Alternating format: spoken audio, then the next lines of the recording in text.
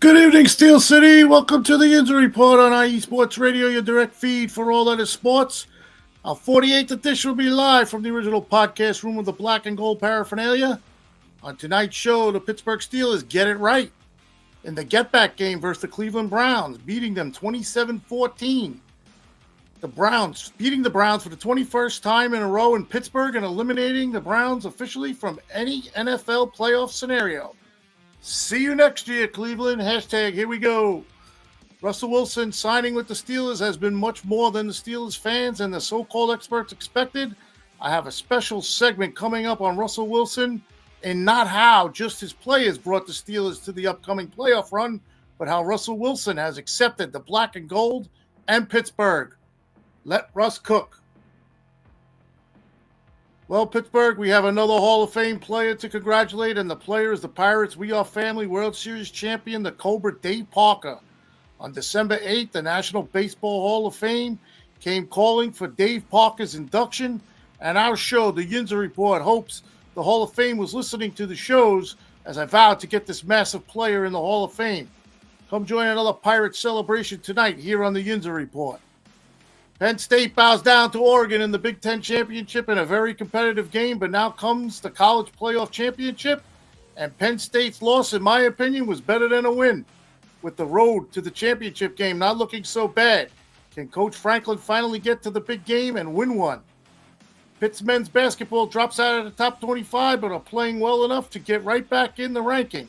I have some Pitt men's basketball to discuss this early season. All hail Pitt. Pittsburgh Penguins losing pattern continues, losing and booing at home, but they played their best game last night, scoring 9 goals in Montreal. Let's hope the scoring continues. I will start the show right off with our tremendous sponsors, Planet Jerky, Premium Beef Jerky, the jerky that's on another planet. Seal the Deal, Wax Seal, Wax Stamps, you bring the deal, we'll bring the seal. And IE Sports Radio, your direct feed for all of the sports and why we are doing this on the air. And, well, Steel City, please come join me, my 48th episode, 27 live on StreamYard. This is the Yinzer Report on IE Sports Radio, your direct feed for all that is sports. Let's go!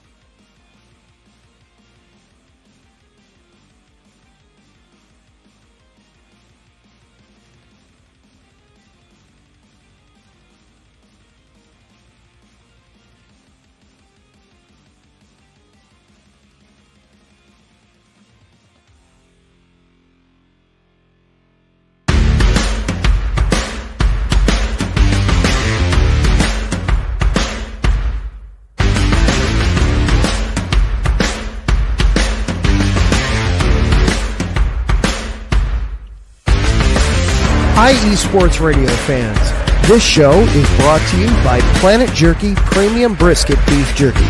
Planet Jerky is the official jerky of the 2022 California League champion Lake Elsinore Storm, Single A affiliate of the San Diego Padres. This all brisket jerky has gluten-free options, contains no MSG, no sodium nitrate, is low in sugar, and high in protein. Go to their website at planetjerky.net and follow them on Instagram at Planet Jerky. Planet Jerky, the jerky that's on a whole other planet.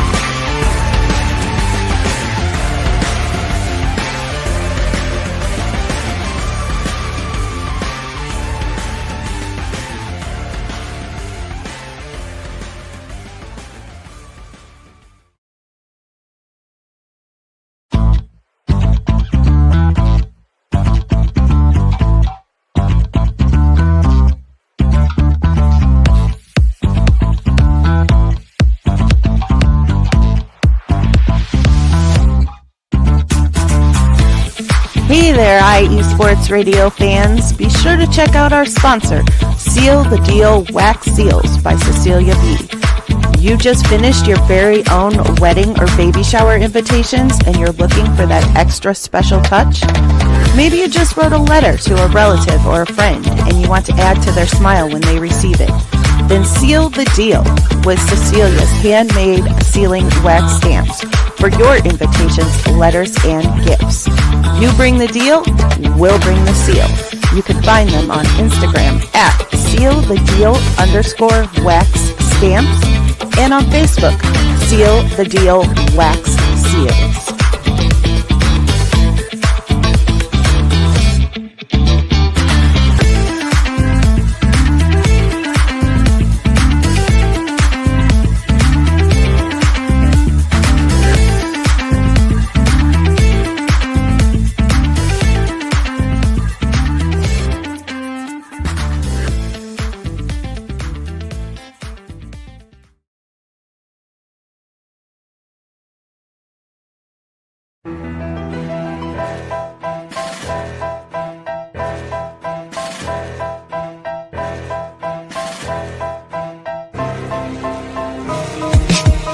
For the last 10 years, IE Sports Radio has been bringing you amazing content ranging from interviewing legendary athletes, coaches, and other authorized media personnel to building tailor-made shows dedicated to all major sports cities around the country.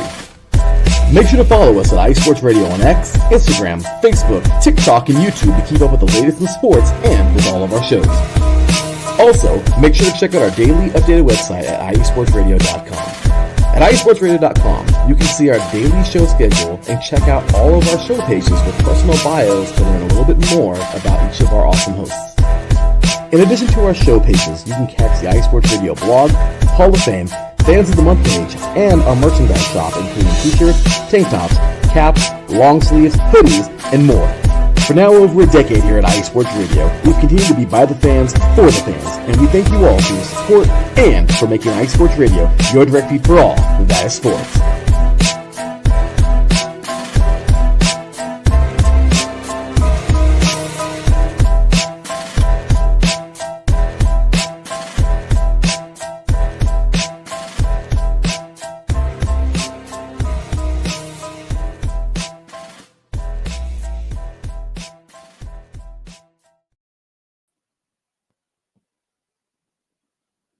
Well, good evening, everybody. How's everybody out there tonight? This is Ralph Calise, your host for the Yinzer Report on IE Sports Radio, your direct feed for all out of sports. Good evening to everybody out there. We are having a rescheduled show today, again at 8 p.m., as we normally are on at 5 o'clock on Tuesdays, 5 p.m. Eastern Time, 2 o'clock Pacific Time. We were able to reschedule the show again for tonight on Friday night.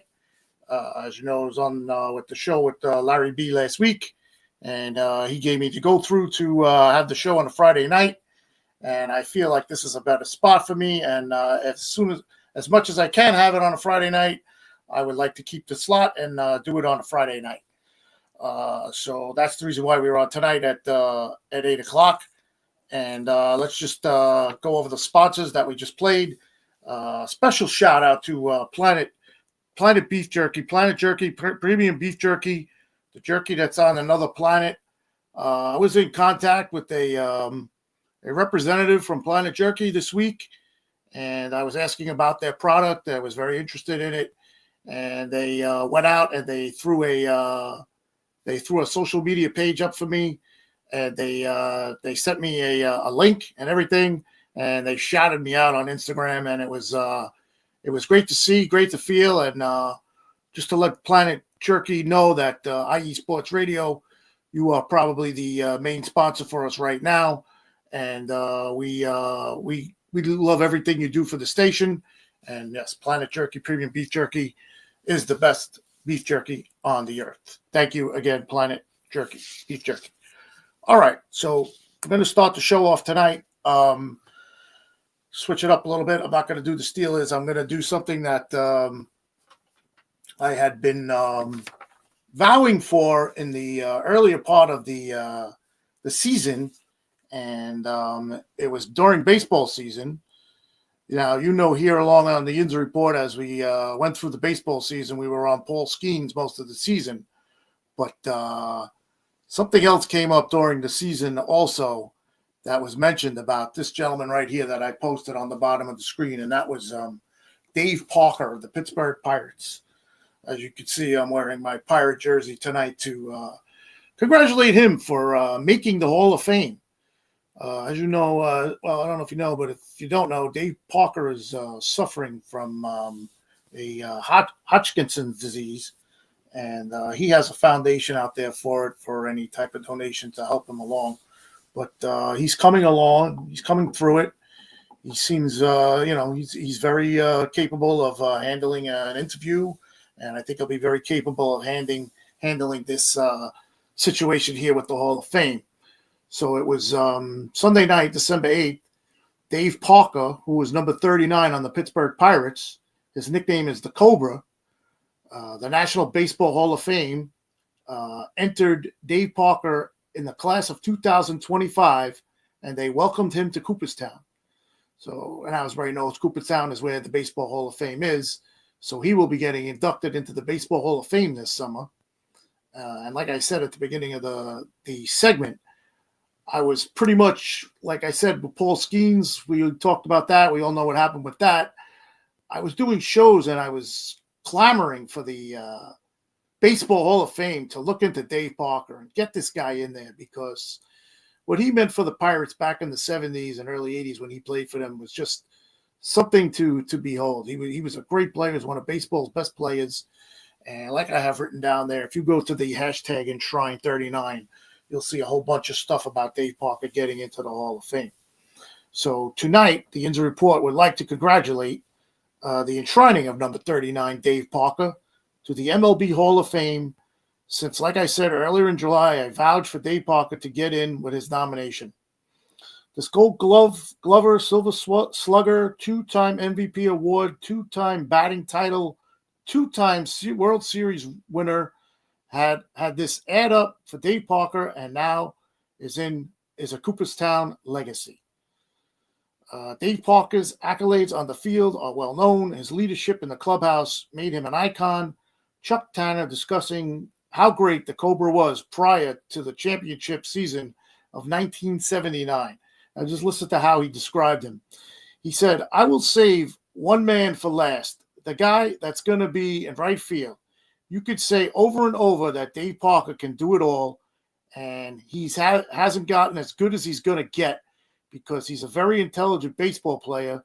He plays every game like it's the seventh game of the World Series, whether it's spring training, whether it's opening day, whether it's the last game of the year. He's the best. And I'll say he's the guy I would pay to go see play a baseball game if it was just Dave Parker." So that's his manager's light to him. And that was, I got that clip. That clip is out there on social media, but it was on social media. And that was prior to the 1979 season when they won the World Series that year. You know, the We Are Family team. They had the song We Are Family, if you remember that song. And they were a family. That championship team was a family. Some sayings by Dave Parker on himself that I looked up were, "I am an above-average player, so I will carry the title of being the best all-around player in the game." So what he was saying there is he wasn't nominating himself the best player, but yeah, he was saying he was the best player. That's just the type of guy Dave Parker was. He also said, "I want to be remembered as a guy that threw it all out on the field because I want to be remembered as a guy that threw it all on the field because I never ran, I never trotted to first base. I don't know if people noticed that, but I ran hard on every play, so I enjoyed playing in front of the New York fan base, Philadelphia fan base, anywhere, and I always got that respect because I played it like it should be played, hard. Playing in Pittsburgh with the Pirates," Parker said, "it was a brotherhood, a family. You could leave at any time, and when you came back, you were very welcome, and that meant a lot to him." So it's funny how, after I read this a couple of times, how he said in there that he said that he enjoyed playing in front of New York fan base and the Philly fan base. I guess what he was saying there was the aura of playing in New York and Philadelphia, you know, it could be compared to being probably the best places to play. And he got up for it. He respected the fans.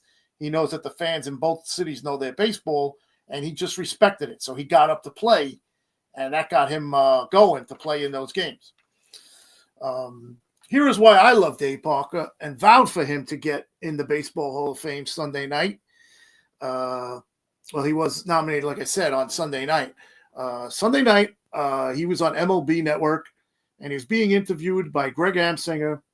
And Greg Amsinger finished the interview saying, "I know there are so many Pirate fans, Reds fans, Oakland A's fans back in the day that they love you, and they are so happy tonight that you are in the hall. You are been nominated to the Hall of Fame, and as we are all well today. Dave, congratulations. Continued. Enjoy the evening with your family. We look forward to your moment this summer in Cooperstown." Okay, that was Greg Amsinger saying that. Dave Parker's response is just insane. This is great. Dave Parker goes like this. Dave Parker's reply: "Thank you. I'm looking forward to being there. I've been holding this speech here in my hand for 15 years. Oh, my God. Let's go, Dave Parker. It's done. You are now in the Hall of Fame." So what he was saying is he should have been nominated into the Hall of Fame 15 years ago. They waited so long to get him in, and that's why I vouched for him to get into the Hall of Fame on my shows this season. Hey, look at it. It happened again. So we're 2 for 2 with the Pirates. We got Paul Skeens to win the Rookie of the Year, and we got Dave Parker to get into the Hall of Fame. So here's Dave Parker's heading into Cooperstown stats, as I wrote down here. He played 19 seasons. He was a 7-time All-Star, 2-time batting champ, 3-time Gold Glove, 3-time Silver Slugger, 1978 NL MVP. He had a career average of 290. He had an 810 OPS, 339 home runs. Notice how 39 at the end there. 39 is his number. 339 at 39 home, and he has numbers 39. That's interesting. I just noticed that. He had 2,712 hits, 1,493 RBIs, and like I said, the MLB teams he played for were the Pirates, the Reds, the A's, the Brewers, the Angels, and the Blue Jays. So once again, congrats, Dave Parker. You made this Pirate fan happy, and so did the Baseball Hall of Fame. And thank God he is now in the Hall of Fame. And we'll probably do a show later in the summer when it gets closer about him getting in and how it went and all that. But congrats to him. All right, so let's check the chat real quick, see who's out there. And thank you, everybody, for joining in. Big Lion Cat. Hey, big boy, I will take any team to win the Super Bowl except the Kansas City Chiefs. Oh, hey. I'm sure you're not the only one out there that wants that. Oh, Al Bleeping City with Mikey Two Guns. Hey, what's up, my Hall of Fame brother? Yes, sir. We are the Hall of Fame. We got inducted into the IE Sports Radio Hall of Fame at the same time. What's up, Mikey Guns? How are you? Mary Shea is up next. We are here. Have a great show.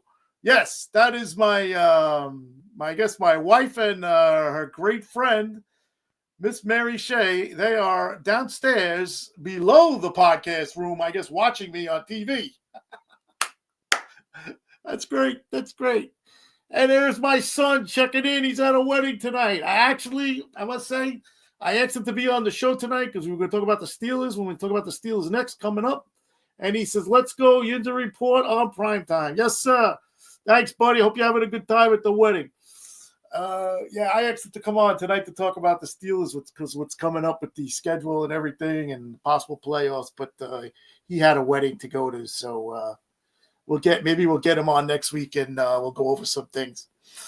All right, thanks everybody out there for tuning in. I'm going to take a break, and when we get back, we're going to get into the Steelers beating the Browns Sunday, and I got a little segment on how Russell Wilson has fit right in with the Steelers.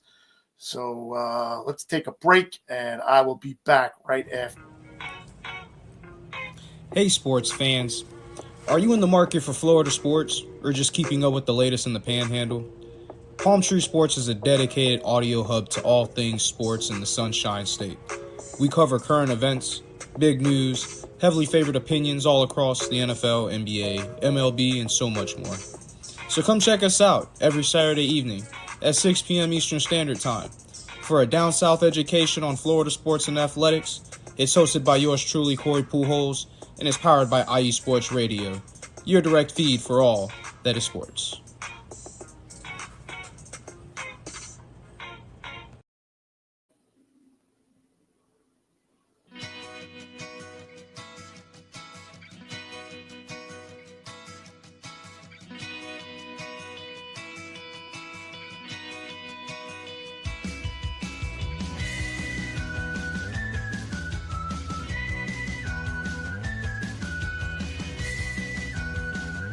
Hey, Cleveland and Columbus sports fans. This is Jen B, host of the Show of the Land on IE Sports Radio, your direct feed for all that is sports. If you love Cleveland and Columbus sports like I do, be sure to tune in live to the Show of the Land on Tuesdays, where we will cover the Cleveland Browns, Cavs, Guardians, and Monsters. We will also talk about the Columbus Blue Jackets, Crew, Fury, and of course, the Ohio State Buckeyes. We'll also cover other colleges in the area like Akron, Kent State, Cleveland State, Mount Union, John Carroll, Baldwin Wallace, Youngstown State, among others. So like I said, if you love Cleveland and Columbus sports like I do, be sure to tune in Tuesdays to the Show of the Land with Jen B on IE Sports Radio, your direct feed for all that is sports.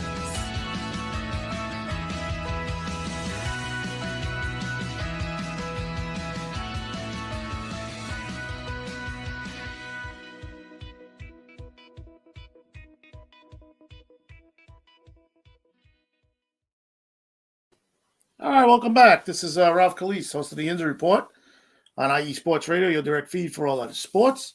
And yes, that is Jen B. She does our show for the Cleveland, and she follows me right on Tuesdays when I'm on Tuesdays at 6 p.m. So she is part of the Tuesday lineup. I believe Jen B has a show tomorrow. I think she rescheduled her show too. All right, so let's get into the Steelers. And as I see it there, as I put up there, it said Steelers get right with get back win over the Browns. So leading up to the game, the Steelers had a major injury that happened during practice for them on Thursday, and that was wide receiver George Pickens. He came up with a hamstring injury. He did not practice the Friday, and it came out just before the game that he wasn't going to be available to play because of the hamstring. He tried to get Mike Tomlin to let him in there and play, but it was a no-go. They weren't letting him play. And the injury, I don't know. They're not really giving us the full strength of the injury, but last I saw it was a grade 2 hamstring. So now there's a possibility that he might miss this game. He's missing this game Sunday, and he might miss the next 2 games, which is versus the Ravens and versus the Chiefs, which we're going to get into the schedule in a little bit. And that for the Steelers is a really big loss because Sunday, when they came out and played Sunday, you could see that the beginning of the game was for Russell Wilson got his, he got in rhythm. It was a little bit of a trouble trying to get the offense going without George Pickens because I guess the wide receiving core looks up to him and they look out to him the most to see what he could do, and do the best for the Steelers. But anyway, getting into the game, like I got written down there, get right with the get-back win. The Steelers in no way after the game said anything about this being a revenge game when they lost to the Browns in the snow 2 weeks ago. So they were just calling it, we had to get right and get back with the win. So a lot of people out there, a lot of Steel fans were saying it was a revenge game because, it's an AFC North game and Hard Knocks is now in the picture with the AFC North. So they're going crazy with all that. And everybody was like, yeah, it's a revenge game. Steelers have got to win. But anyway, the Steelers woke up on Monday with a 10-3 record. They have won 7 of their last 8 games. They are now 6-1 with Russell Wilson at quarterback. But now part 2 of things are getting real, meaning the schedule. The next 3 weeks, we'll have the 3 games over the span of 11 days versus opponents with a combined 30-18 record and winners of 12 of their last 15. That's the Eagles Sunday, the Ravens next Saturday, and then the Chiefs on Christmas Day. Mike Tomlin, he came out and he said on the Steelers' play thus far, up to the point with the AFC North, before these next 3 games, I want to take the mystique out of our performance while determining how we play. We determine the outcome of football games. I built this team that way so that I'm not being consistent in my words or actions. If I approach games any differently, he has built and coached the Steelers not to be a cute team, but a team that can get back into the playoffs and will get into the playoffs, but a team to vie for a championship. To this point, they have done what is necessary to put themselves in position as one of the league's most relevant teams in the middle of December. It's all there for them, and the best part is going to be up to the team and Mike Tomlin, as he said. So Mike Tomlin is, after those comments, is pretty happy about what's going on, and so am I. And I'm sure so are all the Steeler fans out there. 10-3, first place, the AFC North. They have a 2-game lead over the Ravens. And we'll see how it goes with these 3 games coming up. We'll get into that in a little bit. Just some side notes from the game. Chris Boswell after this game, Chris Boswell, 41 of 50 from 50 yards and beyond in his career. This is the best percentage of any kicker with at least 50 attempts in NFL history. Excuse me. Chris Boswell has been a godsend this year for the Steelers with the kicking.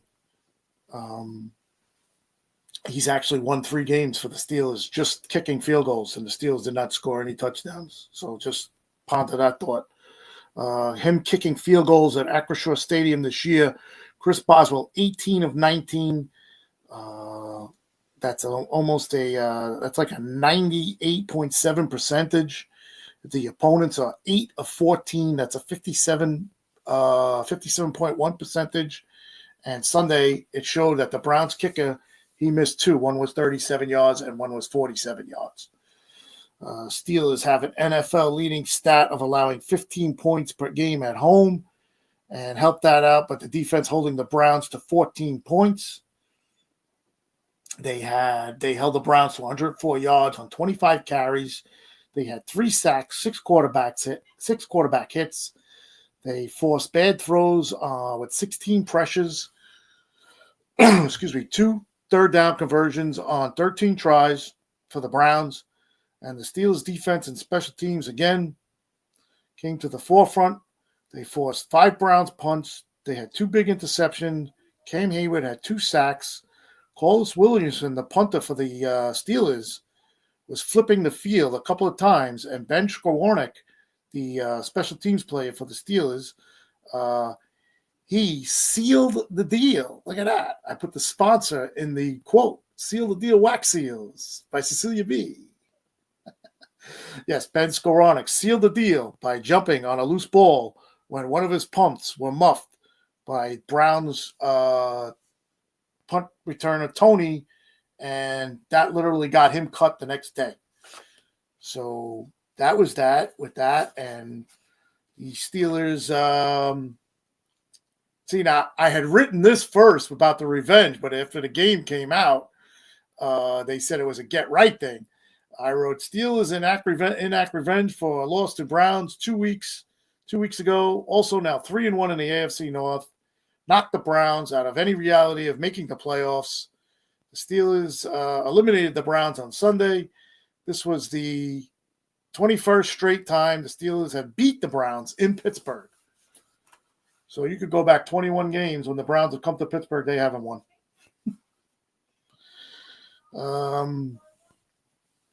We're going to get into Russell Wilson and just his stats for the game.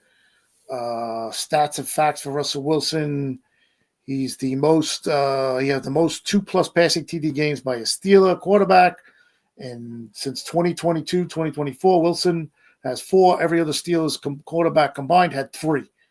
Wilson has done his in 7 starts. The other Steelers had done in 40. So he has thrown 2 or more passing TDs 4 times in 7 games, where the other Steelers quarterbacks that have played after Ben Roethlisberger have not done it in 40. Wow, that's some stat. So good for Russell Wilson. He deserves it. We're going to get into him right now. So we all know that Russell Wilson was signed in the offseason, and he signed at midnight back early before the training camp started. And he put a crazy video out there on social media about coming to the Steelers. And I remember watching it. I saw it. I think it was at 3:00 in the morning, and I jumped out of bed, and I was up the rest of the night. I was texting people. I was texting with my son, and it was just crazy. But I don't think Russell Wilson was ever thought of going to be doing what he's been doing right now. And when you play for the Pittsburgh Steelers, I'm sure you hear it all the time. There's a culture, a history, and a standard that you must gain or, come up with while playing with them.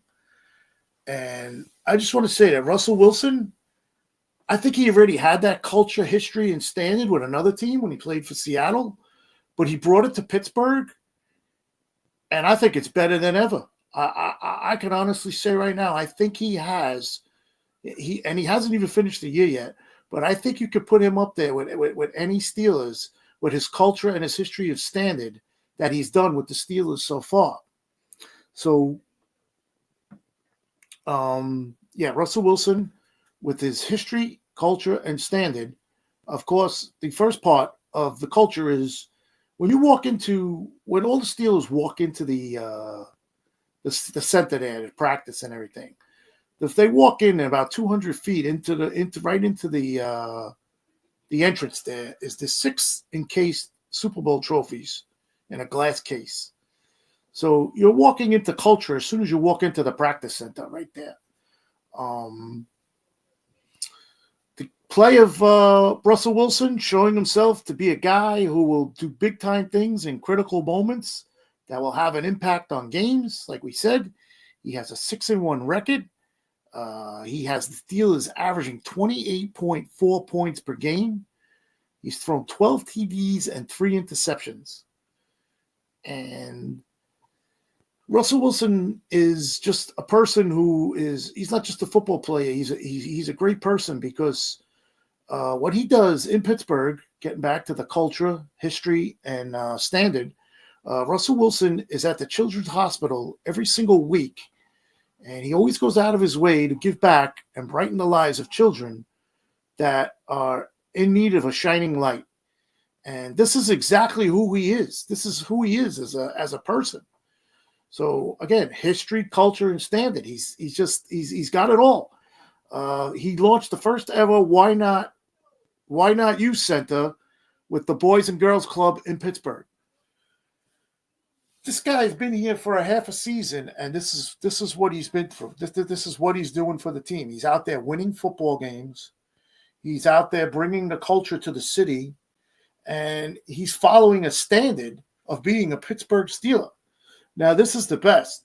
I wrote this down. He was having an interview with Bill Cowher, and I wrote this down. Russell Wilson, culture, history, standard again. Noticed by Steelers coaching icon Bill Cowher telling Russell Wilson in an interview session, win number 7 with Pittsburgh this season. Your leadership, your genuineness, your passion, and your love for the game resonates in this city. Go get number 7. This is Bill Cowher telling Russell Wilson, a quarterback who's been in Pittsburgh for half the year, to go do that.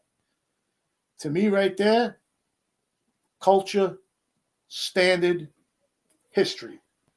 Russell Wilson. Let Russ cook. Let's go Steelers. So I wanted to share that with you because I don't think Russell Wilson was getting enough of credit for what he's been doing. And, like I said, I was there in training camp, and this guy, him and Justin Fields, they've just been working perfectly together. And they if it was Justin Fields' time in practice and he got all the first reps, Russell Wilson stood on the side, watched him, coached him, helped him, whatever he could do. And now vice versa, now that Russell Wilson got the starting job, he was never complained that he didn't get the starting job. And now that he does, yeah, he's taking it. He's taking it to higher heights than I even thought he would. All right, let's get to the chat again. Mikey Guns. Had the Russell Wilson signing been a yes, like I just explained. I believe it's been a big success. Hopefully bigger things to come. Mikey Guns again. I wish the Patriots could be good again so we could have the Patriots-Steelers rivalry. Oh, God, Mikey Guns, don't bring that up. You guys kill us all the time. And I mentioned it last week on a show with Larry B. We were talking about it. I think, and I know, the Steelers, if it wasn't for Tom Brady playing with the Patriots, would have at least 2, possibly 3 more Super Bowls in that trophy case that I just spoke about. But that's a story for another day. Oh, Mikey Guns again, 21 years of beating the Browns. That's crazy. Yeah, and don't forget, back when Big Ben was the quarterback, he only lost 2 regular season games to the Browns in his career, and one of them he got hurt and he didn't finish the game. I think he was hurt by halftime. And Mikey Guns, thanks again. Great show.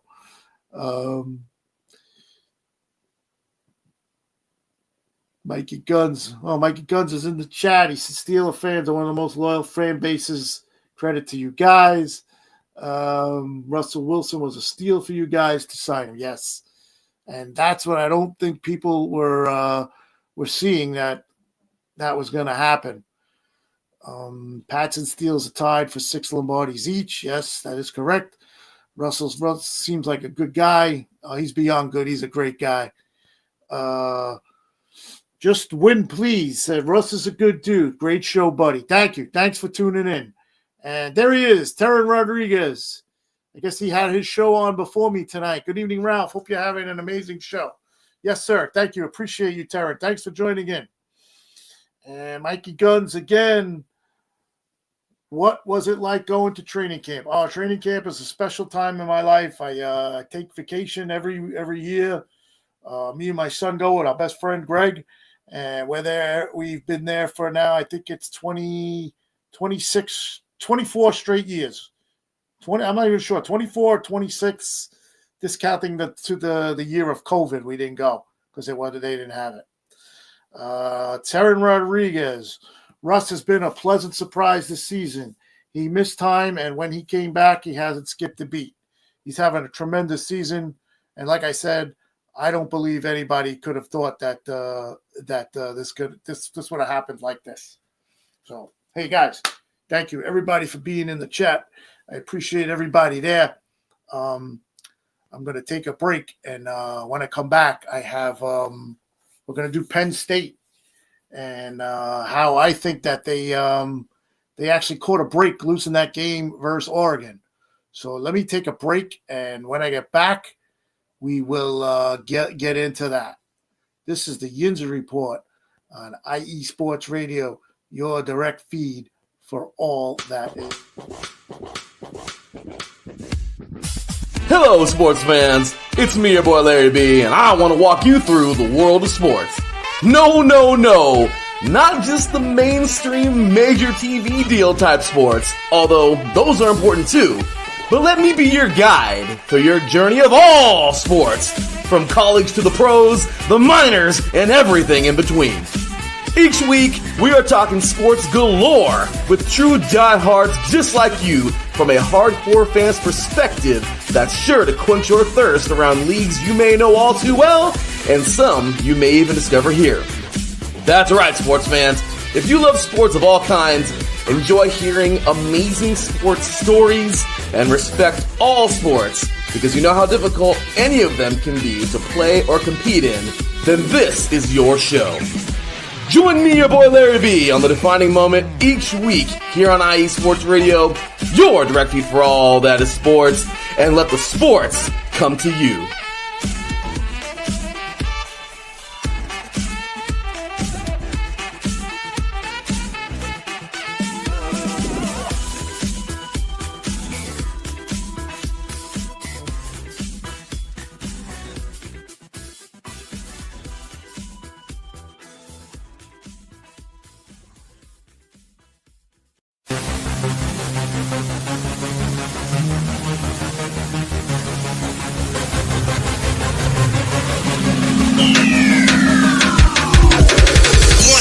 everybody. This is Darren Rodriguez.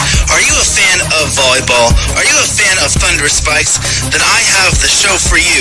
Set Point, where I cover NCAA men's and women's volleyball, high school boys and girls volleyball, beach volleyball, and even professional volleyball.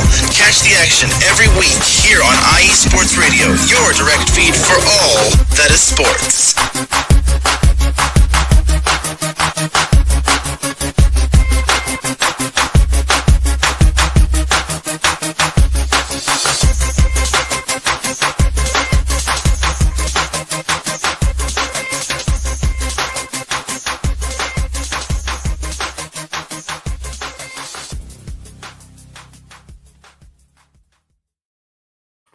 All right, welcome back. This is the Yinzer Report on IE Sports Radio, your direct feed for all that is sports. And our next segment will be on Penn State, as you can see on the bottom there. Can they win the real big one? So, as you know, last week I had Larry B on from the College Game Day show, and we spoke about the Big Ten Championship with Penn State versus Oregon. And we both picked the game correct. The scores were a little off, but we both picked Oregon to win. And it was a good game. It was very competitive. It wasn't like anything. There was any like blowout or any time during the game. But Penn State came up short, and I don't know. That just seems to be a big thing with Coach James Franklin, where he gets to that big game that he needs to win, and it just doesn't happen. It just doesn't happen. But this loss, in my opinion, with the college football playoff coming up for the college football national championship, actually did them well, because I think they have an easy road to getting to that final game. And I'm gonna read like an article that I saw on it that really explains it. And it says, with the easy path, pressure really on Penn State, which it really is. And it says, if not now, when Franklin. And it says, there should be no debate, no questions, no uncertainty. Penn State and Coach James Franklin are without question the biggest winner of Sunday's expanded college football playoff bracket. The Nittany Lions are the 6th seed and get an incredible easy road to the semifinals despite no major wins, despite losing their only 2 games against the ranked opponents, Oregon State and Ohio State. Penn State opens as a 9-point favorite over number 11 SMU. Then they would draw third-seeded Boise State, and the third highest-ranked conference champion out of the Mountain West. That's Boise State in the quarterfinals. Franklin, that's James Franklin, the coach, couldn't have been happier. Penn State would have actually been in a worse spot had it won the Big Ten championship game Saturday night, even though it would have come with a bye week. So let's look at it. The first round, they play Penn State. Penn State plays SMU, who was they're the 11th seed. They're playing Penn State at Happy Valley in Penn State, who is the 6th seed. And the other part of that bracket is 10 Indiana versus 7 Notre Dame. Excuse me for a second. And like that piece of the article said, if Penn State wins, they go to the quarterfinals. They play Boise State. And if they win that, they would go to the semifinals against either Indiana, Notre Dame, or Georgia. So I know that side seems pretty easy compared to the other side. Like it says here, Auburn, the number 1 seed, has a tougher path, having to get past number 8 Ohio State, number 9 Tennessee. Even though they have a bye, SEC champion number 2 Georgia will likely have to knock off 7th-seeded Notre Dame to advance to the semifinals. Texas is the 5th seed, has the second easiest path, hosting number 12 Clemson, then meeting number 4 Arizona State. The Big 12 champion, which was ranked 12th overall by the committee and is scorching hot, having won 6 straight games by all double figures. Now the pressure is really on Penn State. Anything less than a semifinal would be a huge disappointment and only further add fury to the fans' outcry. Remember, Penn State supporters were chanting for Franklin's dismissal after the 2013 loss to Ohio State on November 2nd.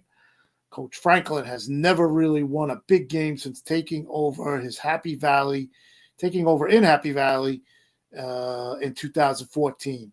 He's 1-10 against Ohio State, including 8 straight losses, and 3-18 against the Associated Press top 10 teams. He has done a lot of good at Penn State, leading the Nittany Lions to a 6-10 win season and 4 AP top 10 finishes. He mostly wins the games he's supposed to which matters, and he has not won a real big game in a long time. Franklin deserves credit for that. Penn State is a top 10 mainstay under his watch. It produces pros and recruits well, but the fan base wants more. It wants a championships. It wants the program to take the next step. So, as you can see, this is a nationally written article, and people are still out there clamoring for this guy to win a championship. And it finishes up by saying, but this nonetheless is a golden opportunity for Franklin and Penn State, a chance to take the next step against the very beatable opponents. The Nittany Lions were big winners on Sunday. Now they have to go out there and show they deserve the seed. It's time Franklin wins a big game. He is not going to find a better opportunity than this. And I totally agree with this gentleman's article here. Like it says here on the other side, James Franklin has won a lot of games, but has won very few big games, with Penn State opening against SMU, then facing Boise State. If they win, there are no excuses for the Nittany Lions not to at least to make it to the semifinals. So we'll see what happens with Penn State, and Penn State has to show up or show out, and the college championship will get away next week. I just want to get back to I forgot to do it. I was so excited about talking about Russell Wilson. Let's get back to the Steelers and the upcoming schedule that was mentioned. Just one thing with the chat. Taryn gives us an update on Pitt. We're going to get into the basketball team coming up next. Pitt and Penn State's women's volleyball team is through the Elite Eight. Panthers play Kentucky tomorrow, while Nittany Lions play Creighton on Sunday. Thank you, Taryn. Taryn is our volleyball expert. Catch his show. I just played the drop for it, and he goes through all. He's got all the brackets out there for the college champion for volleyball. That's the volleyball championship. So we'll get into now. I'll get back to the Steelers of what's going on. And if you want to reach out to me on X Twitter, my tag is at KaliseR786. If you want to ask me any questions or shoot anything to me about the show. And of course, we have the Yinzer Report also is out there on X Twitter. That is at Yinzer Report _IE. So first, let's go over what's happening with the Steelers this week. There are some playoff clinching scenarios for them.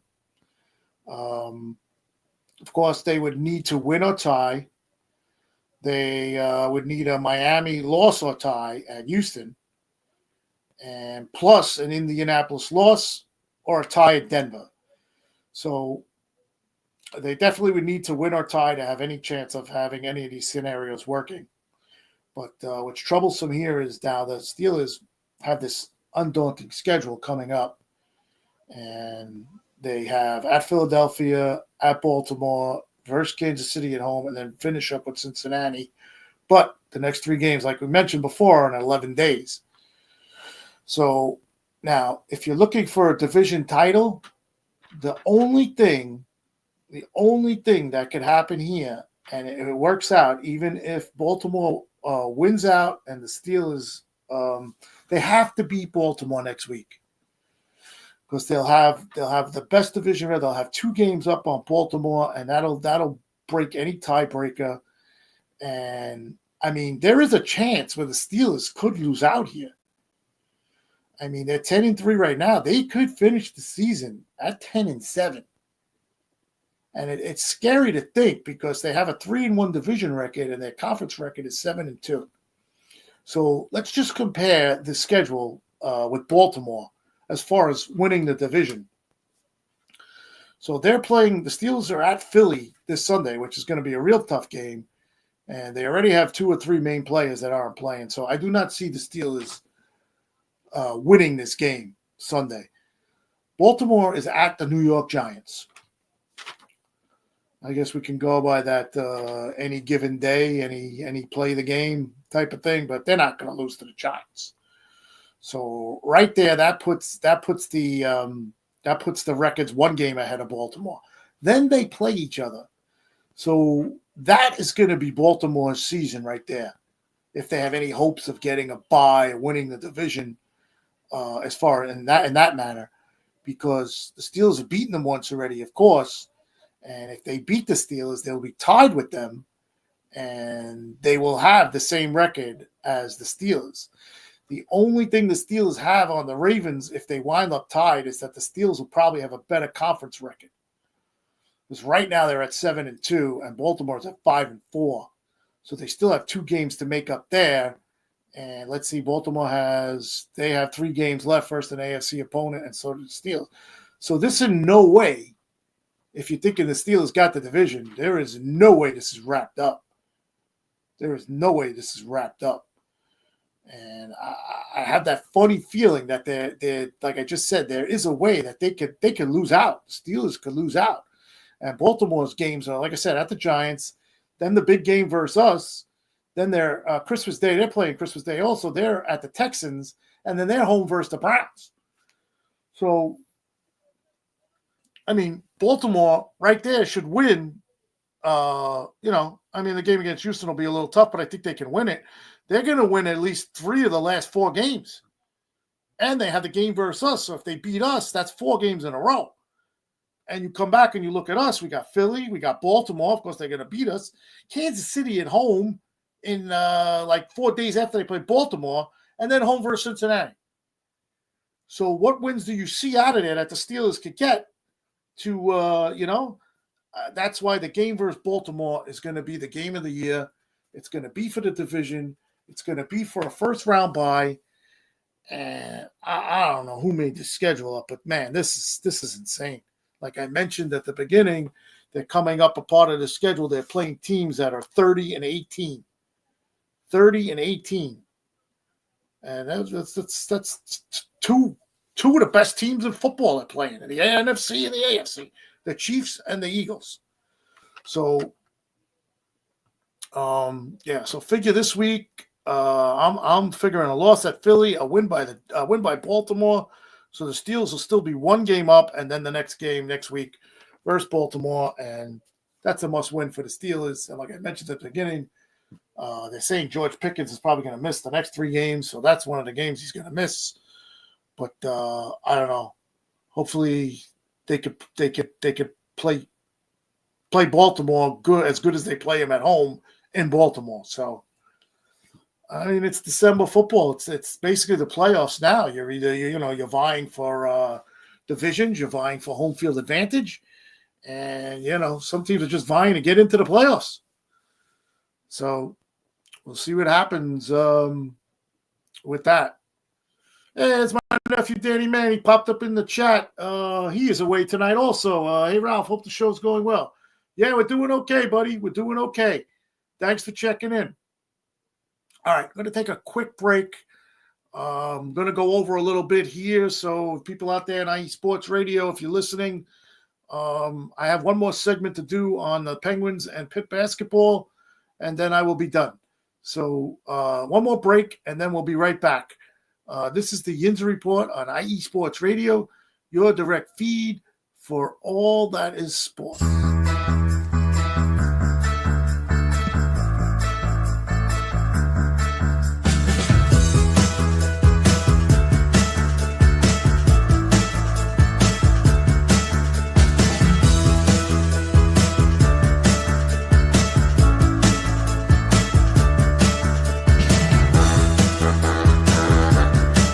What's up, New York? This is Ricky K coming at you at the NY State of Sports, a new show here on IE Sports Radio, your direct feed for all that is sports. Listen to me every Thursday afternoon as we bring you the latest takes on the Yankees, Mets, Jets, Giants, Knicks, Nets, Rangers, Devils, and Islanders. Plus, you get some college hoops and what's the local sports events going on in the area. It's a state that never sleeps, so why not get the opinions and sports takes that never sleep? Again, every Thursday, 2 p.m. to the NY State of Sports. We'll see you then.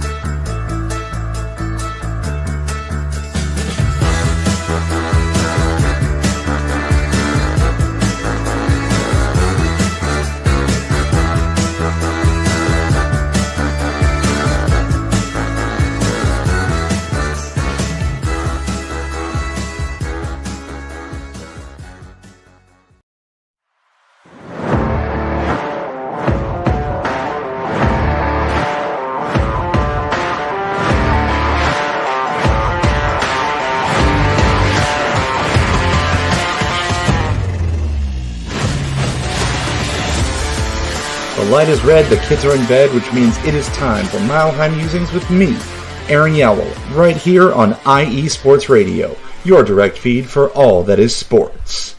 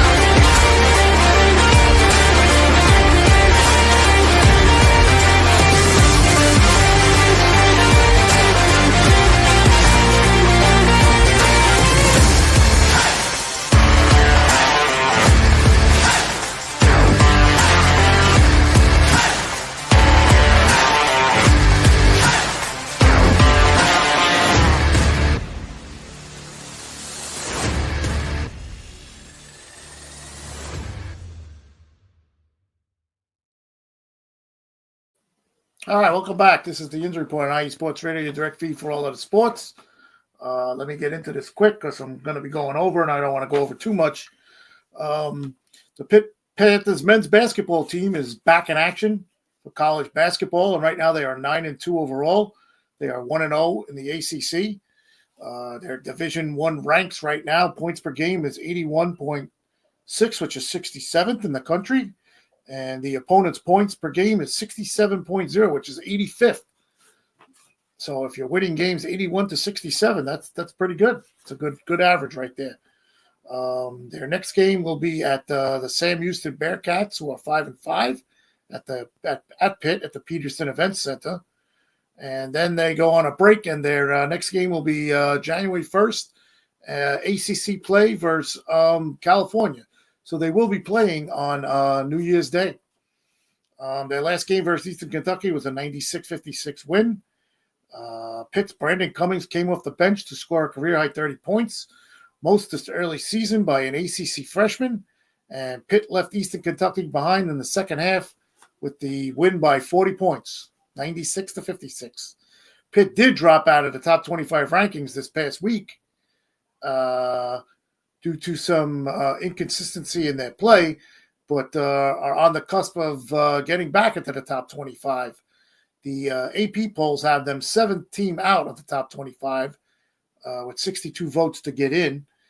That's 33rd overall as the polls go. The coaches poll, they're the 4th team out in the top 25 with 50 votes, and that's 29th overall. The Their wins this year versus Radford, Murray State, Gardner-Webb, West Virginia, VMI, at LSU, at Ohio State. Their recent win and first win in AC play was at Virginia Tech. And, of course, like I said, they beat Eastern Kentucky.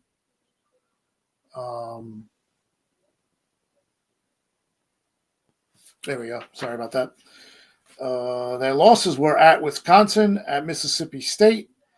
And that loss at Mississippi State was brutal because they lost 90-57.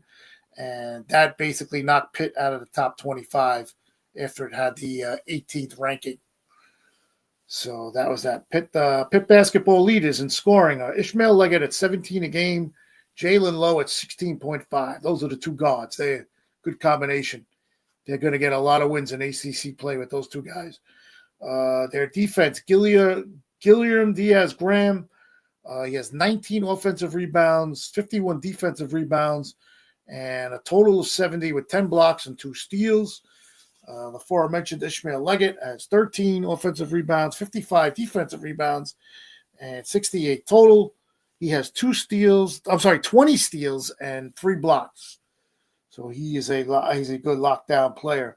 And Jalen Lowe, who I believe is possibly the star of the team this year, offensive rebounds 10, defensive rebounds 49. He has a total of 59. He has 21 steals and 4 blocks. And Zach Austin, the young Pitt player, has 18 blocks. And again, the aforementioned Jalen Lowe, he's played 11 games, 61 assists, and a 5.5 assist ratio. So that's Pitt basketball, and they're off to a pretty good start. And that's good to see because, as we know, there is no basketball in Pittsburgh. We don't have a professional team. But if the Pitt men's basketball team can play like this, we'll take it. All right, and now real quick, let's get into the Penguins. The Penguins are now 13, 14, and 4. They're 7th in the Metro with 30 points. Their team average, this might have went up because I took this from the other day. Goals for 2.79. They actually had 9 last night. Goals allowed 3.75, and their power play is 21.6. But as you could see on the screen there, they keep losing at home, but on the road they're a different story. So before last night, I'll just go over last night's game. They won 9-2. Brian Russ had a hat trick. Crosby 3 assists. Rickard Raquel 2 goals, 2 assists. 4 of the Penguins scored. Jari had 21 saves on 23 shots, and he stopped 2 shots on breakaways. So that's good. They need to get the goalie play back to where it was because right now it's awful. It's been awful. Crosby's 3 assists reached him to 1,026 in his career, and he surpassed Gordie Howe, who had 1,023 for the 5th most with one NHL team. So Crosby, of course, has played his whole career with the Penguins. He is now 5th in the NHL as one player to have the most assists on a team in NHL history. But getting back to the Penguins playing at home, the Penguins, 32 games played, are in the bottom portion of the Eastern Conference and have lost. This was before last night. Their most recent loss was a typical blowout of a 6-2 score to the Colorado Avalanche. As being reported, most of the season so far, the Penguins fell behind early by multiple goals. They were losing 3-0 at the beginning of this game. And the PBG Paints Arena fans, again, resorted to booing the team in the second period during a power play.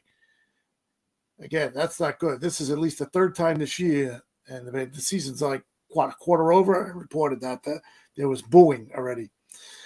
Sidney Crosby, who recently accomplished another milestone playing in his 1,300th NHL game, summed up the torturous season thus far of his career. I think there's been some times this season we deserved it, saying about the negative of the Penguins fans' reaction. I don't think tonight that it was the point of the game. He says he didn't think at that point of the game they were booing him that they deserved it. One of Crosby's last goals was a 600 goal of his career, a milestone in his career, but it was the last goal he scored. He hasn't scored since November 23rd. So even your superstar player isn't playing up to par so far. A real bright spot for the Penguins is recently traded for center Philip Tomasino, who has played now in 7 games, has 3 goals, 1 assist, 4 points, and he's playing 15 minutes and 22 seconds a game. So that's the report on the Penguins. And that is the report for the Yinzer Report on our 48th show. We're getting close to 50, guys. 50. Number 50 is coming up in 2 weeks, probably right around Christmas. I'll have to check the schedule and see when I will be doing the show. Number 50 is coming up. This is episode 48. And thank you, everybody, for tuning in. Hope everybody has a good weekend. And stay safe, stay warm, depending on where you are. And we'll see what happens with the Steelers. Not expecting much this weekend from Philly, but who knows the way this season's been going. And we have that guy, Russell Wilson, at quarterback, who, by the way, has a 7-0 career record versus the Eagles. And he's beat them 4 times in Philly, so whatever that is worth. But anyway, this has been the Yinzer Report on IE Sports Radio, your direct feed for all that is sports. Thank you, everybody who was in the chat. Thank you for the sponsors, the Wax Seals, and of course, IE Sports Radio. All right. This is Ralph Calise, your host, signing off. Have a great weekend. Good night. Join in. As always, love you guys.